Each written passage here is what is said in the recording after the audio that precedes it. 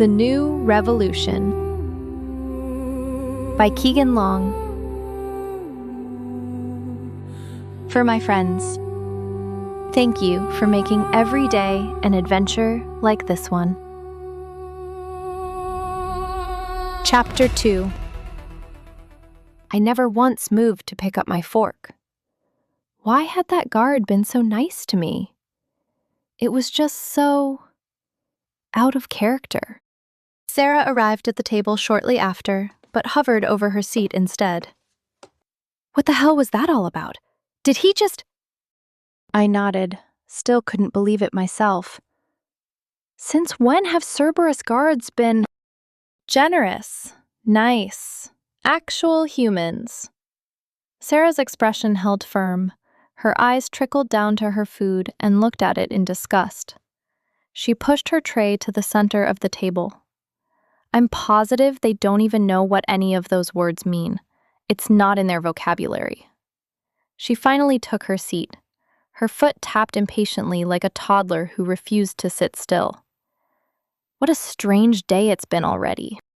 2 new voices filled the table. Strange? What's strange? What did Delaney do this time? Becca and Nicole, 2 of my oldest and closest friends, besides Sarah. The 2 sisters took their seats. Becca, being older only by a few years, turned and looked at me, waiting for an explanation. If there was ever any drama in the Acheron, Becca made it her life mission to find out. When I avoided answering, Nicole kicked me from under the table. Her eyes were eager for the gossip as well. Come on now, spill it. It's nothing. Nothing? Sarah laughed. I wouldn't call that nothing, Delaney. The 2 sisters snapped toward Sarah, their blonde hair almost whipping their faces from the sudden turn. Stop teasing and tell us, Becca demanded. I gave Sarah a stern look, but she ignored me anyway. The girl could really be a pain in the ass some days. A guard swiped for Delaney's food this morning. Sarah turned back and gave me a smirk. Of course, she couldn't keep her mouth shut. Because she forgot her ID card again.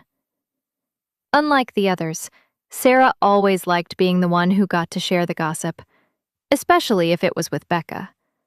The 2 were the closest in age out of our group, after all. Nothing happened in the Acheron without her knowing about it. Like a Cerberus guard? Nicole asked. You're joking. She looked at me and then back at Sarah. She's joking, right? But all the guards hate you here, Becca said. You got a reputation among them, no offense. I picked up the fork and twirled the food around my plate. Why, thanks. The food never reached my lips. It's not like I want to be their friend. No one does. Something is just off about this morning. I can't seem to place it. The mess hall was more bleak and quiet than usual. Most days it roared with chatter and hushed whispers. It's one of the few times people get to see and interact with others. Today, it echoed what one would usually find in a funeral home. You got that right, Nicole agreed in a low growl. She took her fork and stabbed it through her cold eggs. The eggs lacked their natural yellow color and instead spewed an unnatural green. All food here lacked its natural color. Where was the FDA? That's right, gone, blown up and reduced to ash. What do you mean? I asked. When we found Nicole too distracted with her eggs, Becca answered for her sister. I didn't miss the look of annoyance that came across Becca's face. It's Hansen. He's going to be paying the Acheron a special visit today. Today? But he was here just 2 weeks ago. He's only supposed to visit once a quarter. Principal Hansen was the worst of the worst. He oversaw all the Cerberus camps, like the Acheron, across the districts, paying each a visit 4 times a year. Lucky for me, I was already on a first-name basis with the man. He brought me to the Acheron, and because of it, we never started on the best terms, one would say. I made it my life mission to make his life a living hell. The only good dreams I have now are the ones with my hands sliding a knife between that enlarged, red face of his. For someone who travels a lot, he could stand to lose a couple 100 pounds. We found out last night, Nicole said. She decided to take a breath between her bite of eggs, her mouth still full of food when she continued. Heard 2 guards talking about it on our way back to our rooms. Don't talk with your mouth full of food, Becca scolded her sister. Nicole rolled her eyes and continued eating anyway. I noticed the fork in my hand, now bent in several different directions, and set it aside. But why come back? What's so important? You all know he has it out for me. Oh, I don't know, Sarah said, her voice stretching out each syllable of her words unnecessarily. Maybe it's because you caused the most damage and noise out of everyone here. That's not fair. You were here causing trouble long before I came along. You're the Acheron's oldest prisoner.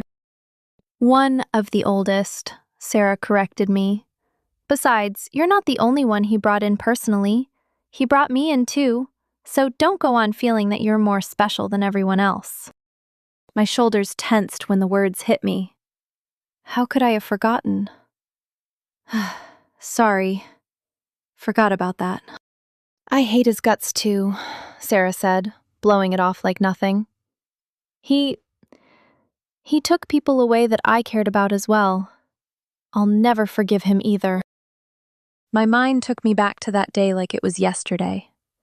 The day Cerberus came and tore apart my family. I was only 12 when the first attacks began, but after several months of hiding, like everyone else, our luck eventually ran out. Not a single day passed where I didn't question or ponder on the thought of whether my family was still alive out there, somewhere in this world playing host to drones, wicked people, and machines. Nicole and I weren't the only ones, Becca said. That same look sketched across her face matched all of us. Always the same look when our memories took us back to what we called people's Cerberus story. What happened to you the day Cerberus attacked? Our sisters and brothers got sent somewhere else. I guess we were the lucky ones. Nicole's eyes went cold. We got snagged by some guy named... I can't even remember the loser's name anymore. Perez, Becca said instantly. Victor Perez. I'll never forget that face. I looked down at my feet, refusing to let that old wound open again. The one part of me I never wanted to revisit or share. Years ago, I convinced myself that my family was gone and they were never coming back. It made things easier, telling myself they weren't out there suffering, finally at peace. If anyone asked, I told them I had no family. One day we would be together again, beyond this world or whatever waited for us on the other end. But not before getting my revenge. Sarah gave me the same look she always did when this topic was brought up. Even as close as we were, I still withheld this part of the past, even from my oldest and closest friend. It was too painful to think back to, like an emptiness that would never be full again. There's nothing we can do about it now, Sarah said. The past is the past, so let's leave it there. The future, though, is still up to us. Sarah was right. Nothing could be done now.